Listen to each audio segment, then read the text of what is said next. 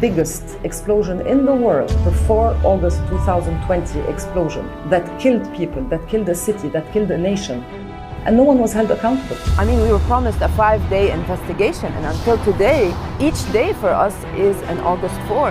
Into the sky, when they gaze upon Yosemites. Hey everybody, and welcome back to another episode of the one and the only Awakener podcast. There is nothing like this podcast anywhere on the internet. You can search high, you can search low. You'll find all kinds of influencers who think they know what's going on and they don't know what's going on. And this podcast is radically different.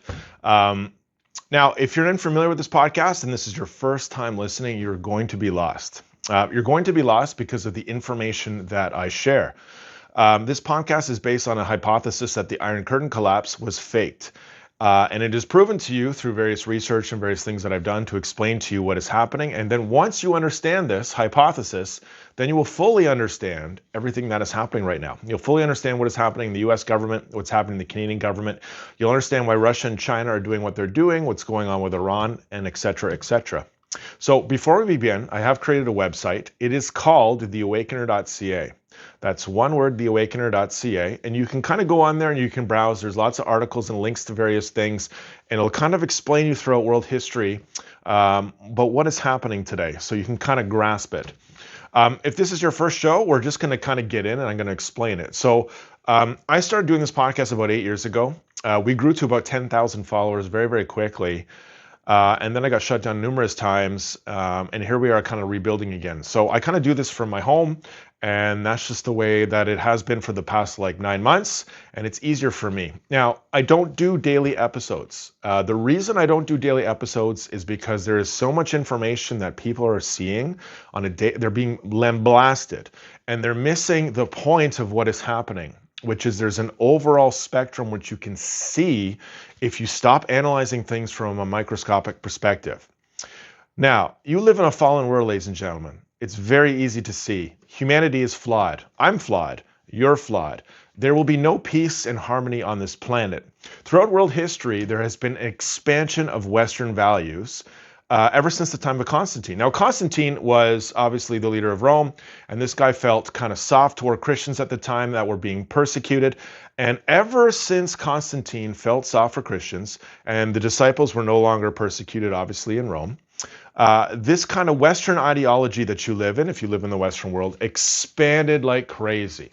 It began to expand all over the globe. And there's been various attempts throughout world history to stop this expansionism. And if you look at the various nations that have kind of been involved in this over a period of time, you can go to the Spaniards, you can go to obviously Christopher Columbus, and all the way back, the expansion of the Western world, which has happened organically. There has been various wars that have happened because imperfect humans have had a dispute, and there's been a battle or a war, and the Western world has basically won almost every single war since this beginning of this time period of Constantine. And this has led to obviously the expansionism of our values, the evolution of our society, and the fact that, I can have a podcast here, I can be on the internet, and I can explain to you what is going on. But that being said, in this modern era, there is an opposite industrial complex. So think about this for a second. Yes, there is an historical Western complex, obviously, duh. It has a kind of alliance and a history with Israel, obviously. There obviously is sponsoring from Israel from politicians, clearly. But this is not to say that this kind of complex that has historically evolved has not been opposed by an opposite complex that people are not talking about. Everybody wants to talk about the United States of America. They want to talk about the CIA. They want to talk about a relationship with Israel. And really what you're understanding here is you're only seeing things from one side of the coin. To understand why this complex exists, you need to understand the yin and the yang, which is an organic battle that is happening over the centuries. There is a plan, an industrial complex that seeks to destroy the Western world. Now, in the video that I shared to you at the beginning of this podcast, I've talked about many times that Obama was a Soviet plant, which means the Iron Curtain collapse was faked, mainly because the Soviets in 1980 knew that if the USA and the Western world kept doing what they were doing on their current trajectory, that they were going to lose this war and the Western world was going to win the entire planet. So let's go back and forth, back to this time period. So what did they do?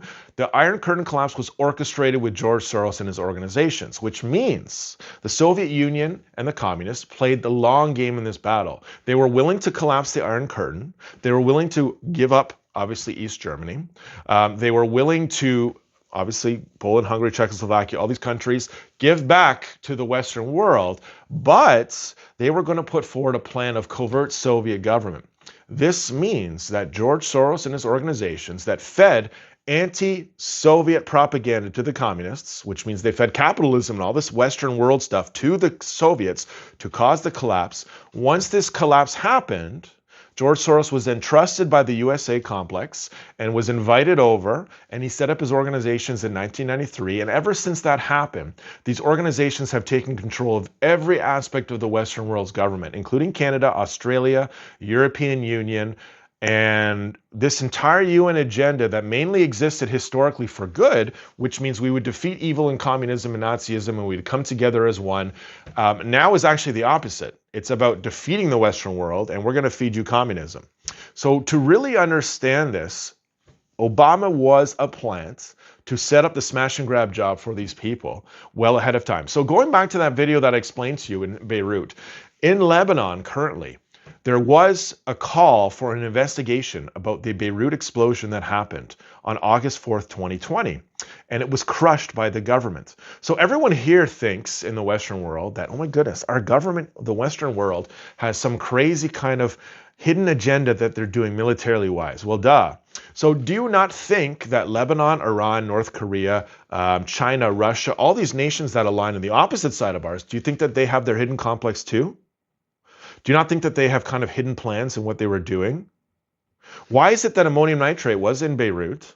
And why was it that investigations into doing this were completely crushed by their government?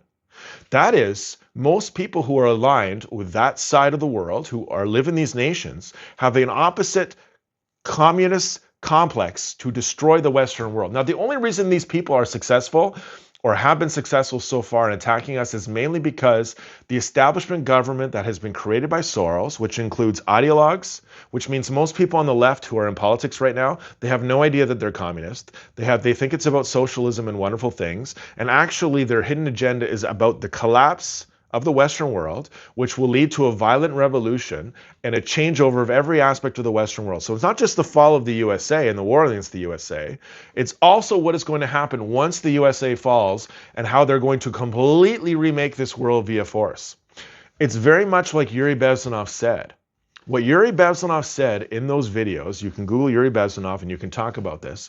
The communists, much like the Soviets in 1917, were trying to put forward a violent change of power in the planet, which means they had plans to do a power structure changing war on us where the Western world would fall and they could then remake society and raise global government completely against the values of the Western world and ban everything that we do and maybe even kill off those who oppose them. This is very, very evil, and people don't really understand the war that's going on. So in Canada, and we're going to get to Canada because Canada is the main focus about this, everyone knows. Well, not everybody. Most people in the Liberal Party, most people who talk about what is going on in Canada and leftists, they don't truly know what is going on. They don't know that this is about Marxism and a war against the Western world. But I guarantee you, Justin Trudeau, Chrystia Freeland, Carney, all the people at the very, very top who kind of orchestrated Carney's rise to power, they understand 100% what is going on. The events today, ladies and gentlemen, are unfolding because the Western world governments are going to be implicated in a giant war against the USA and a plan to basically remake this planet. And this plan obviously is a giant war against the USA and Israel and the rest of Europe.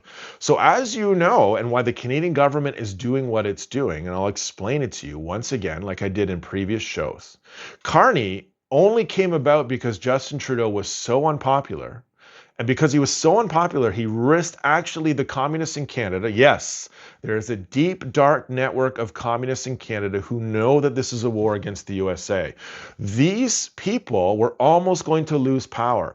And they knew this as soon as there was an election in Toronto, a by-election. I believe it's St. Paul's or whatever it's called. And it was a long-time Liberal stronghold.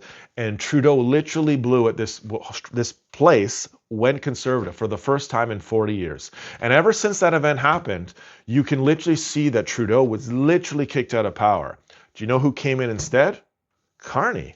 A a guy, I would say, deeper on the pecking order in the communist conspiracy. This guy comes along, becomes economic advisor to Trudeau, which means he works right beside him. And my point of view has been, ever since the insider basically told us about Carney and his kind of agenda, that this guy has taken control over Canada's government. He was running it before when Trudeau was in power. And obviously the whole Liberal Party and all the communists in Canada put forward this giant scheme of how they were going to retain power and how people in Canada were going to buy it. How are they going to buy it? Well, we have to blame the person from the South, Trump, who is leading this government, who is an anti-communist. And once most Canadians are never going to understand this guy's ideology and what he's doing and everything that's going on, mainly because they would listen to the show and think I'm absolutely crazy, when it is so easy to Google George Soros and Iron Curtain collapse and have your mind completely blown with factual evidence. So if you put this together, ladies and gentlemen, the Canadian government knew they had to stay in power, and they're putting forward a process with the European Union to stay in power even after they're implicated. Now, the great thing about this show, and I've told you many, many times, the key to this show is actually not even listening to the current show. So you're going to listen to the show and be like, okay, that's interesting. I kind of understand that. If you go back 9 months and you listen to my Carney expose about what I was talking about, he literally is doing everything I told you he was doing. His agenda is very, very simple. His agenda is to gang up with the European Union. And interestingly enough, the news media that controls people's opinions here in Canada is already releasing information how alliance with the European Union is a really, really good thing. That's what happened the last week, ladies and gentlemen. The news agencies here in Canada, yes, they did. They literally said almost half of people in Canada are thinking that membership with the European Union would be a good thing. I can guarantee you that almost not a single Canadian before this poll ever thought that relationship with the European Union was a good thing. Never. The purpose of the communist media is to introduce topics about what they're going to do, and then there's a discussion or debate, and then the government enacts the agenda. It's literally a propagandist network, much like Chinese EVs. When the Chinese EVs were announced, there was a giant debate that was going to happen, and then you're going to see in the future the result of the Chinese EVs. I'm giving you an example of how the Canadian government, how they work, how they propagandize their citizens, how they kind of have debates and what they're doing, and how they enact their agenda for everybody to see. Now, in this giant war that I've talked about many times, the whole key to this implication, and really what it's going to understand, is that everyone here who really knows what's going on, the upper echelon people, obviously Carney, crew, they all think that North Korea is going to EMP the States. They think that Canada is going to be a front against the United States of America when this war kind of unveils on them. And they think that they're going to be able to spend a bunch of military to keep themselves in power, even though the USA and Israel are going to implicate them on an historical war that they have been setting up for a long period of time. And this war, ladies and gentlemen, goes all the way back to basically 1990, as soon as the Iron Curtain collapse was faked. And it's all going to lead to a giant unraveling of traitors who are working inside the Western world to enact this communist dream. How do the communists seize control? Yes, violent revolution. They're not stupid. These people know through trial and error about what they've done that they have to bring a nation to crisis in order to seize control, much like they did in Russia and the Soviet Union. They had crisis to seize control through the creation of World War I, overburdening Russia with war, and having an opportunity to seize control and then kill off those who oppose them. And this was all tried and tested through failed revolution in 1905, through protests they did, and it's happening again, ladies and gentlemen. So really, what is the government of Canada going to do in the near future? Well, you can go back in my podcasts and you can listen to Chinese expansionism of government here in the Western world, here in Canada. This is their main objective. Their main objective is to give their enemies a front and to slow down the USA, after this war happens, they don't want the USA to get back on its feet. They don't want the USA to go rogue and kind of grab opposing territories. They don't want, obviously, the USA in Greenland to protect itself from the Russians that are coming over the Arctic Circle with their missiles and stuff like that. They don't want any of this to happen. And this is specifically why Carney and crew are doing what they're doing. Now, if you think you're going to vote your way out of this mess, it's false. Everyone compromised is crossing the floor right now, just like I told you back in previous episodes. When the first person who left the Conservative Party and went to the Liberal Party, I did a show and I literally told you, ladies and gentlemen, this is not going to be the first. It's not going to be the last. There's going to be many who leave. Everyone who is compromised in Canadian politics is going to cross the floor to Mark Carney's agenda as they gang up and they try to stay in control. The Canadian government, I expect, I'm going to give you a list, will spend billions of dollars like never seen before. Here you have a nation that really has piggybacked on the US States of America, has taken its worst technology that the USA would literally throw out, bought it for pennies on the dollar, and said, oh, that's all we're going to do. Here's a nation that has spent almost zero money on military hardware or that kind of thing, and all of a sudden this country is interested in military hardware. Why is that? All of a sudden this country that really didn't kind of give money to NATO is interested for the first time in spending money on NATO and kind of sponsoring this alliance. Why? There's going to be a big war, ladies and gentlemen. The red pill is coming. Everyone's going to know the truth. And I've told you this from the very beginning. The reason the truth hasn't come out yet, and the reason why things are taking so long, is because people were not ready to absorb what was happening. Case in point, if you listened to my first show, you would have been like, dude, you are absolutely crazy. Yet many of you listen to me now and you're like, what on earth? How does this guy know this? And it's because I put all the pieces together. Anyways, I hope that there's not North Korea style net censorship and media censorship here in Canada, because that's going to be obviously a problem for my podcast. But I told you, I'm not going to go away. I don't do shows every single week, but when I feel like something is happening, and really what inspired me to do this show was obviously Carney was going to get his majority. And this is why I came on and I said, listen, I got to talk about this again. But if you really want to kind of get the most from The Awakener, once again, go to theawakener.ca or listen to my old shows. Go back in time. There's shows, exposés on Iran and their nuclear program, about their fissile material that's buried in Iran. I've detailed all this war against the USA and obviously the Western world. And if you listen to it, the more you'll understand. That's all for now. Take care.